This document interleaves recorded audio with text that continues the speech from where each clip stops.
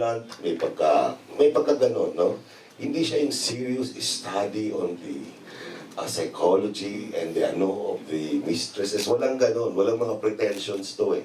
And the book was funny at many times, scandalous, and ang ano kasi, tickle the mind na it happens to these kinds of people. Ngayon, as a story na screenplay written, I entrusted it to Chris Gassman and his group, no? And it was very well written, I must say. Oo, hindi pa nag-sink in sa akin noon, pero after watching it sa ating special preview, the lines really worked, and it spoke much of the characters. But anyway, ito si Chris, no, he will try to on how the story na based, the screenplay based on the story I gave about.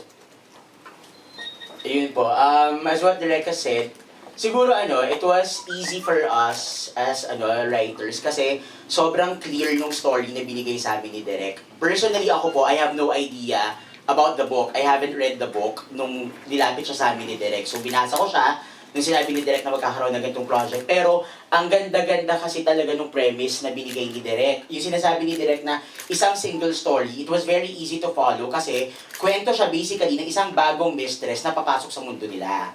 Which is Kim, di ba? Si Ina dito. Nung pumasok si Ina, dun niya natutunan lahat ng rules. So kung paano namin translate yung book into the movie, we were very faithful dun sa rules na nakasulat sa book. Kasi meron doon mga rule number 1, rule number 2, ganyan. Sa book kasi there were about 20 rules, pero hindi naman syempre lahat magagamit namin kasi baka maging 5 hours yung pelikula, di ba? So we lifted the most interesting rules for us na mag-fit well para dun sa pelikula na ginagawa namin. Aside from that, Direk Chito had a brilliant idea rin of using anecdotes. Kasi may mga anecdotes dun sa book, as in yung kwento talaga, na faithfully nilift namin siya at ginamit namin sa pelikula. So kung paano namin siya ginamit, secret na lang po. Panoorin nyo na lang. But all the rules, the anecdotes, we were very faithful to the essence of what Miss Julia Plaza wrote. Okay.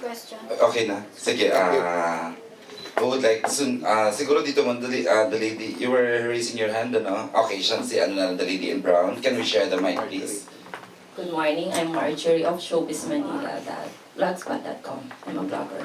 I would like to ask, please, what are your expectations from the Filipino viewers, from the mistresses and the legal wives? How do you think they would feel after watching the movie? Ako una, siguro expectation, I don't want people to judge it as just another mistress movie. Because it's going to be very unfair for the movie na i-judge ko siya ng gano'n. Kasi parang, ako honestly, nadi-dishearten ako when I read posts na parang ito na naman, kwento na naman ng mga kabet, ganyan paulit-ulit, ganyan-ganyan. Na parang kino-compare para why can't you make socially relevant movies and all that. I'd like to say that this is a socially relevant movie because it tackles a socially relevant phenomenon for me. And ang important sa akin, siguro na expectation sa audiences is that they would keep an open mind when they watch the movie, di ba? Kasi for the very first time, we're showing a movie that we're not basically judging mistresses for what they do. But we're, parang sinasabi nga ni Direk, tongue-in-cheek siya, matapang yung pelikula. Kasi sinasabi namin sa inyo na ito yung buhay na pinasok nila. Ito yung mundo na pinasok nila. So, meron silang freedom of choice. That's what we want to honor, di ba? When mistresses want to be mistresses, it's their choice. But the movie also shows na if you have the freedom of choice, wala ka namang freedom of consequence. Which means, whatever the consequences of your actions are, palanagutan mo siya afterwards, di ba? So, lahat yun balansado siya sa pelikula. So, sana lang kapag pinanood nga siya ng audience natin, walang prior judgment, wala ka agad sinasabi na hindi ko siya papanoorin because it's another mistress movie. Because I can honestly say it's not another mistress movie. It's a mistress movie that you've never seen before. Period. Great. Okay. You're good na. I didn't get your name, sorry? Marjorie. Marjorie, thank you for that question. Yeah. And another question from Yes, the lady in this side. Good afternoon, Tin Gonzaga from Today Online. Tin Gonzaga. Yeah. Team Gonzaga. Tin Gonzaga herself. Anyways, as for Direk Chito, my question is, I have two questions. First, I just noticed that it says